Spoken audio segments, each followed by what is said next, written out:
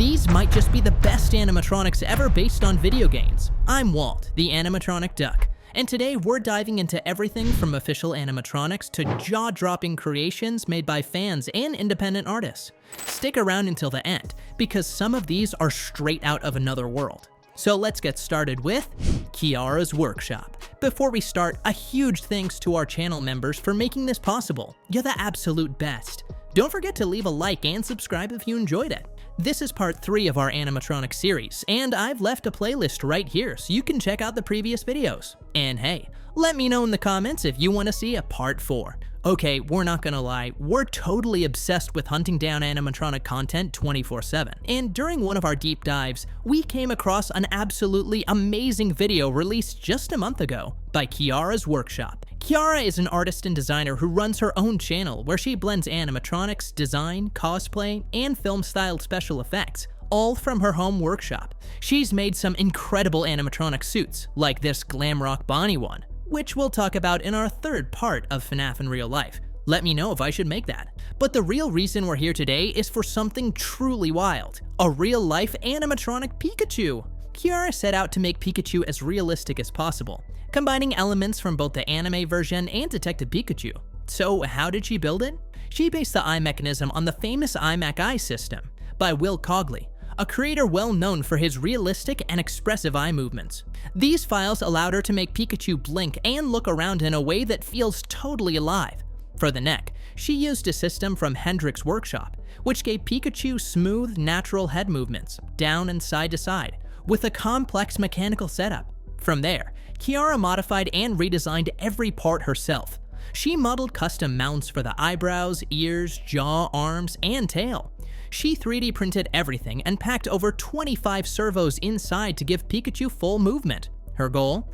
Blinking, ear wiggles, arm raises, and even a tail that could swish back and forth. She also added voice recognition using a DF Player Mini and a voice module that lets Pikachu respond to phrases like, "Pikachu, use Thunderbolt," with mouth sync movement and matching audio clips. Oh, and she installed LEDs in his cheeks to simulate his electric powers. The project took weeks, countless mistakes, reprints, frustration, and even a full fabric swap when the fur didn't behave.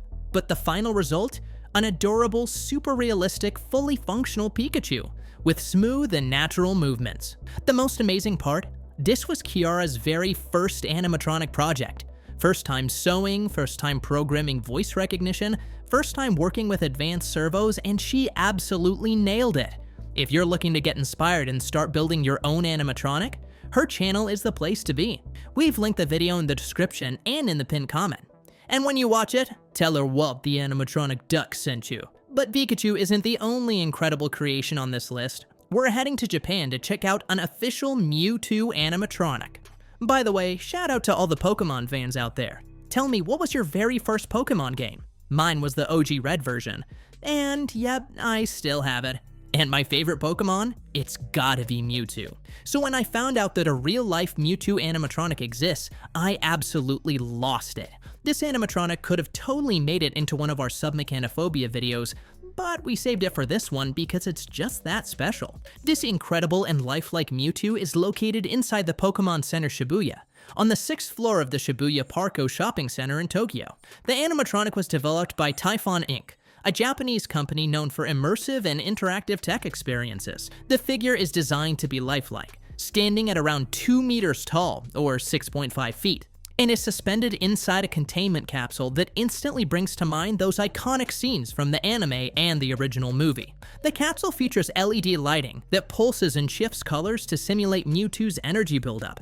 Its body has subtle movement, especially in the torso and head, mimicking breathing and other biological signs, making it feel eerily alive.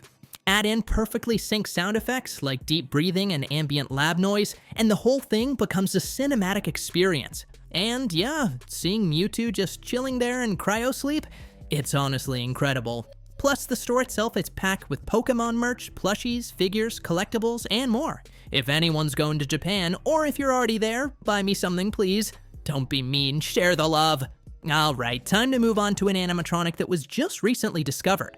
I'm talking about the legendary Kazooie animatronic. A few months ago, something super strange was discovered. Imagine commissioning a highly sophisticated animatronic to promote your brand new video game, only to use it for a split second on screen and totally out of focus.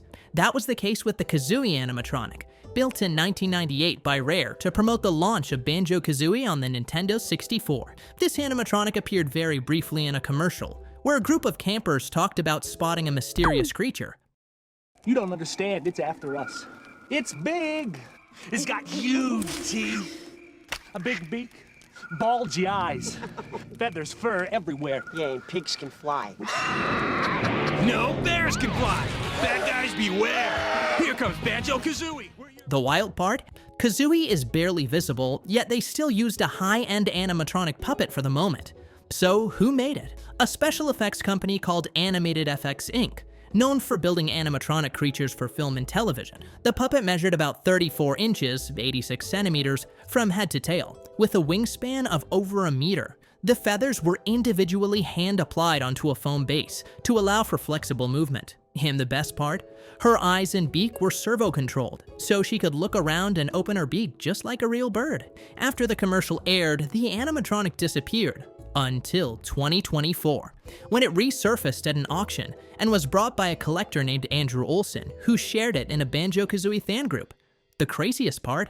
The animatronic was in surprisingly great condition after all these years. It was originally estimated to go for around $500, but it ended up selling for $2,100. This discovery didn't just blow fans' minds. It was also a huge nostalgic reminder of how wild video game marketing used to be in the late 90s and early 2000s. Back then, companies would literally build full animatronics just to make an impact.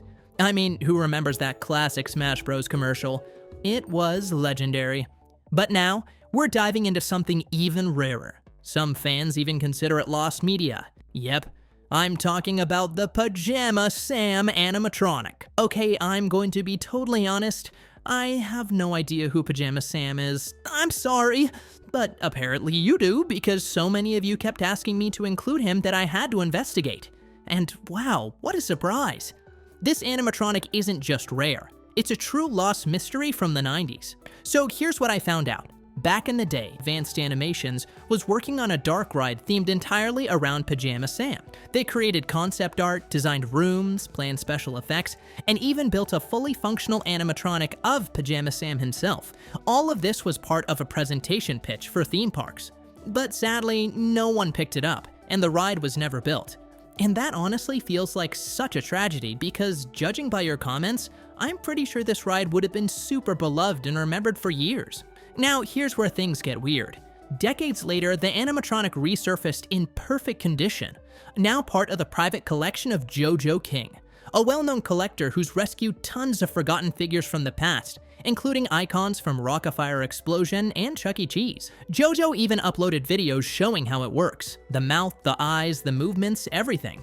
It literally feels like Pajama Sam has just been sitting there all these years, waiting for someone to bring him back. We still don't know how exactly JoJo got his hands on it, but thanks to him, we now have footage of this enigmatic animatronic in action.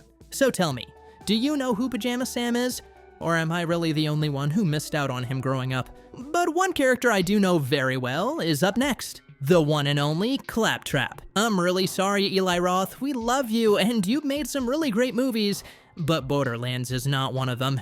That said, one of the few redeemable things from this film, maybe the only one, is that to bring Claptrap to life, they didn't rely solely on CGI. They actually built a fully functional animatronic version of him, which was also used during the promo tour across the US. Claptrap is equipped with a remote-controlled movement system, kinda like me. He's got two joysticks, one to control his eyes so they can rotate up, down, left, or right, and the other for movement. He can go forward, backward, and turn smoothly. His voice system works via Bluetooth, meaning you can program custom phrases into him. For the film, Jack Black recorded tons of voice clips that were played through the animatronic in real time. Like, is it a rule now that Jack Black has to be in every video game movie? No hate, I'm just asking. Internally, Claptrap has a compact system of batteries, microprocessors, and electronics, all tucked inside his iconic trapezoid body. His central lens LED, moving parts, everything is super accurate to the original game design. And yes, he officially appeared in the movie. The animatronic was actually used on set so that actors could interact with a real robot during filming. Later, they added extra digital expressions in post, but it all started with a real-life claptrap right there on set. He was also used as a main promo piece for the movie across the US. You'd often see him dancing, trying to hype things up. Unfortunately for the movie, not even his dance moves could save it from flopping at the box office. But hey, at least we got a real claptrap out of it. And now, to close this list, we're heading over to our favorite YouTube channel of all time, Wicked Makers. I'll say it again, Wicked Makers is our absolute favorite YouTube channel. So do us a huge favor, go to their channel, hit that subscribe button, and tell them Walt the Animatronic Duck and the whole team at Fastpass Facts sent you. And that we need to collaborate. But okay, enough fanboying, let's actually talk about the Wicked Makers, especially their animatronics based on Poppy's Playtime. First off, who are the Wicked Makers? They're a creative duo made up of Jamie and Jay, a real-life couple who started their channel doing Halloween DIY projects, like giant spiders and pirate treasure chests. But over time, they've leveled up to bigger and bigger creations, including full-on makeovers of Spirit Halloween animatronics, which went totally viral. That success opened the door to something even bigger, building animatronics based on massive franchises, like Five Nights at Freddy's, which we'll talk about in another video, and creepy versions of characters like Mickey Mouse and Sonic. But right now, the projects putting them at the top of the internet are without a doubt their Poppy's Playtime Animatronics. They brought characters like Poppy and Catnap to life, but the one that truly broke the internet was their terrifying and hyper-realistic animatronic of Dog Day. So let's talk about Dog Day. In the game, Dog Day is this creepy, legless monster hanging inside a jail cell. And that's the exact scene the Wicked Makers recreated.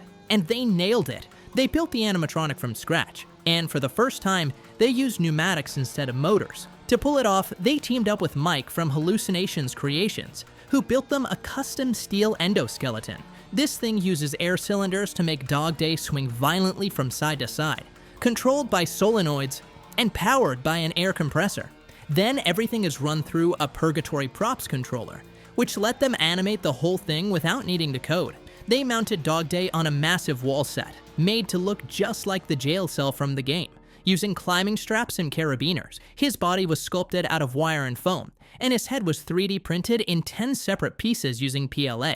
The model was designed by Beardless Props, who made it specifically to fit the animatronic's internal mechanics, including a hidden access panel.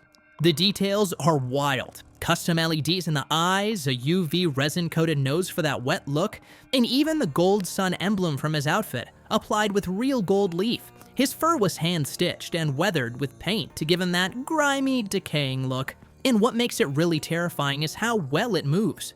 Thanks to the pneumatic system, Dog Day doesn't just sway.